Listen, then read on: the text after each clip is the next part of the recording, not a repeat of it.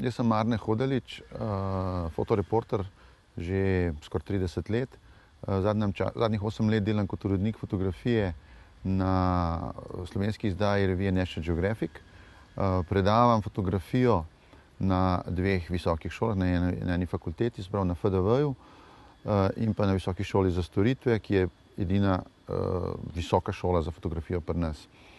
Tako da imam kar nekaj izkušenj, jasno, ukvarjam se s klasičnim fotoreporterstvom, kar pomeni tudi ogromno potovanja, poti in hoje po svetu. Od mladih nog pač potujem in seveda združujem fotografijo, velikokrat pa tudi tekste, so se prav pravo novinarstvo z potovanjem. Mislim, da je to en fantastičen način. Seveda je treba biti pa pri tem majčkeno pazljiv, ker samo potovanje s prazno glavo pa potovanje za neko zabavo, mislim, da ni fajn zadeva.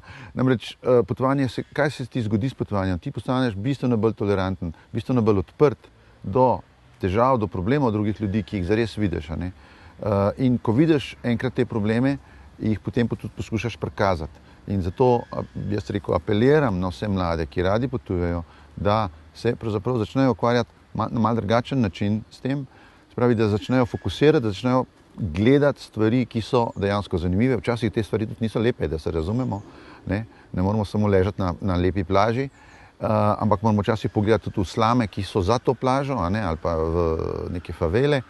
Tako da, ja, mislim, da je ideja o popotniškem festivalu združenim z novinarstvom, backpack novinarstvom, se pravi tem enostavnejšim potovanjem, je zagotovo dobra ideja. In zato vabim vse mlade, da se udeležijo festivala Bivak, ki bo letos novembra, in upam, da se tam tudi srečamo.